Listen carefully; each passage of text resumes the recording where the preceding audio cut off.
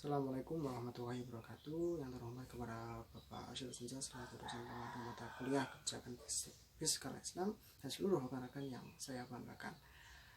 Semoga kita selalu diberi kesehatan dan semoga kita selalu diberi keberkahan dalam hidup. Pada kesempatan ini kita akan membahas suatu materi yang sangat menarik yang perlu kita dahami dan perlu kita pelajari, itu mengenai hizbah sebagai optimalisasi institusi penunjang pasar, di mana nantinya akan kami sampaikan dari kelompok 3, saya sendiri yaitu Ahmad Rizalul Levi sebagai moderator sekaligus pemateri pertama, yang kedua ada Sudari Dakwatul Askia sebagai pemateri kedua, yang terakhir ada Sinta Ain Luhat sebagai pemateri ketiga. Saya mohon rekan-rekan bisa menonton video ini dari awal sampai akhir, yang dimana nantinya kami akan membahas 4 pokok dari pembahasan ini, yaitu yang pertama mengenai pengertian, yang kedua sejarah, yang ketiga peran, yang terakhir adalah implementasi di negara kita sendiri, negara Indonesia, mengenai hizbah. Baik, menginjak materi pertama yaitu pengertian. Pengertian dari hizbah yaitu suatu lembaga yang memiliki fungsi kontrol dari pemerintah yang ditujukan secara khusus menangani moral, agama, dan ekonomi guna melaksanakan amar ma'ruf nahi munkar. Itu pengertiannya. Untuk menangani di bidang ekonomi pastinya berkaitan dengan kegiatan pasar, di mana dalam Islam untuk menciptakan suatu pasar yang baik, yaitu pasar yang berkeadilan, maka diperlukan pelaku ekonomi atau pelaku pasar itu memiliki moralitas yang baik atau selalu menunjukkan moralitas dalam melakukan perbuatan dalam ekonomi di pasar, begitu. Seperti contoh ketika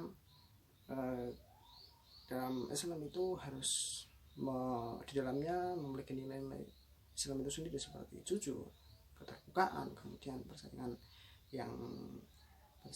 yang sehat. Artinya apa? Kita harus menjadi menjual suatu barang harus halal, harus bermutu, kemudian tidak boleh menimbun, tidak boleh sumpah palsu, dan hal-hal yang lain yang dalam Islam sendiri tidak memperbolehkan merugikan bagi orang lain. Ya, permasalahannya orang atau pelaku pasar itu tidak satu orang dan banyak orang, dan orang-orang tersebut juga banyak sifatnya. Ada yang moral atau akhlaknya baik, sehingga kekonsistenan dalam tidak melakukan perilaku tercela, perilaku yang tidak dibolehkan dalam Islam itu lebih baik dibanding orang yang orangnya buruk, sehingga akan merusak dari pasar itu sendiri. Hal yang lain ya itu ada naik turunnya, pasang surutnya akhlak, seperti halnya keimanan. Implementasi terburuknya ketika orang itu memiliki sifat yang buruk, maka akan berdampak kepada ekonomi yang kurang baik gitu. Maka dari itu semua, untuk menjawabnya, maka perlu adanya pemerintah dalam campur tangan dalam mengontrol pendistribusian, sehingga tercipta pasar yang berkeadilan, pasar yang mensejahterakan bagi banyak orang. Ya, begitu untuk pengertian. Yang kedua, untuk sejarah dari hizbah sendiri dimulai dari Nabi, dan hizbah itu adalah suatu produk ciri khas dari Islam sendiri, bukan jiplak dari budaya lain, tidak begitu. Tetapi ada suatu pendapat yang menyatakan dari kaum orientalis adalah kaum dari barat yang meneliti keilmuan Islam, kaum Islam begitu, berpendapat bahwa hizbah itu adalah produk yang menjiplak dari kebudayaan Barat, kebudayaan Bizantium, Romawi Timur, itu yang bernama agronomos. Akan tetapi hal tersebut bisa dibantahkan karena apa? Yang pertama, ada 3 pokok penting. Yang pertama, hisbah itu bersumber berdasarkan Al-Quran dan hadis, yaitu apa?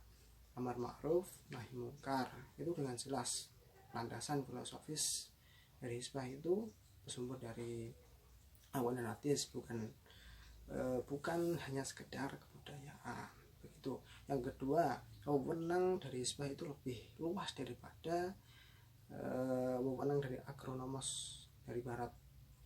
Kalau hisbah itu lebih bukan hanya di pasar kan, tapi moralitas, agama, ya itu.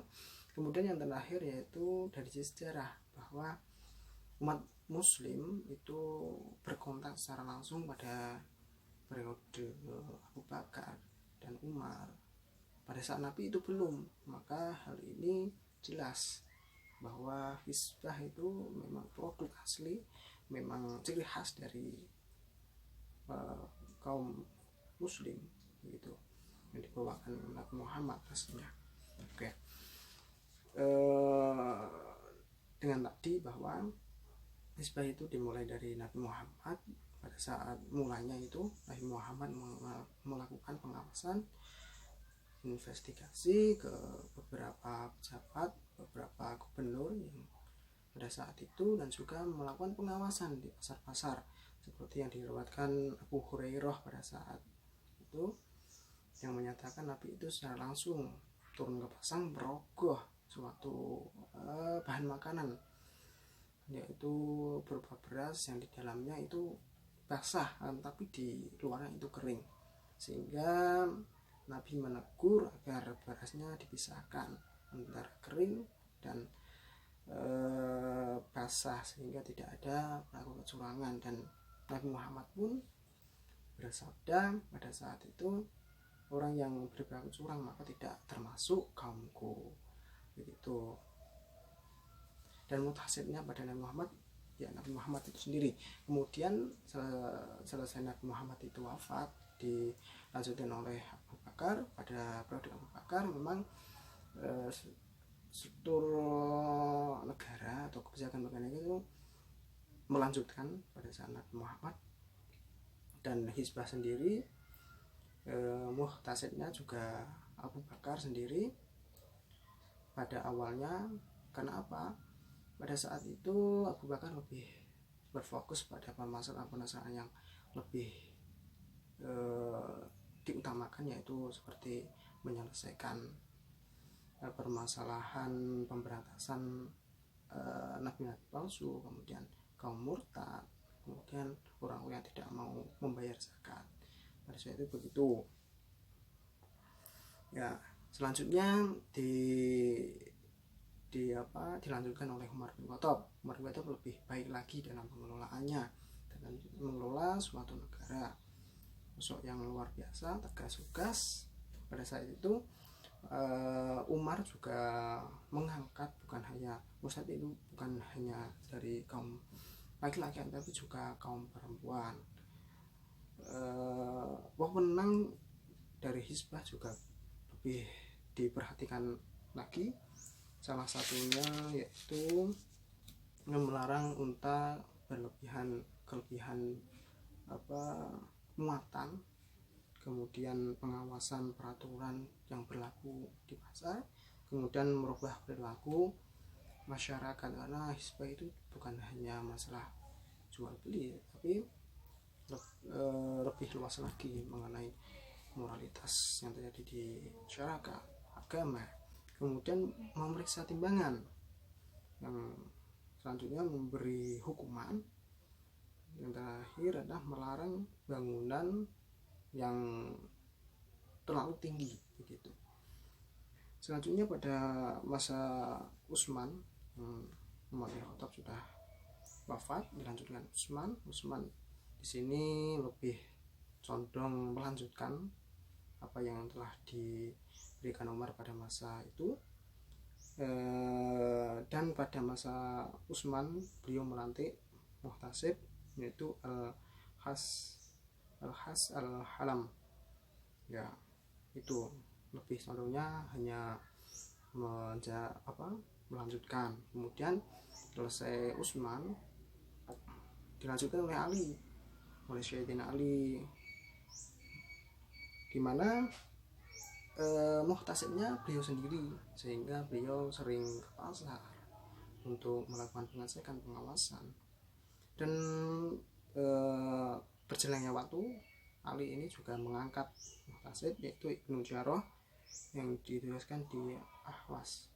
Muhtasib itu apa? Tadi sudah menjelaskan. Muhtasib itu orang yang melakukan tugas pengawasan gitu. Setelah era kekhalifahan,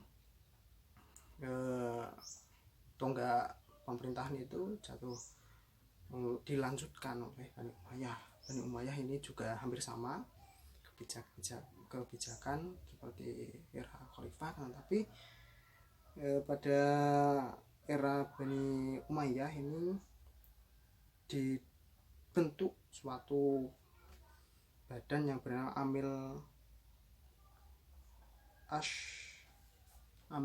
Asyuk, yaitu pengawas pasar. Begitu mungkin dari saya, itu mungkin akan dilanjutkan saya. Terima kasih.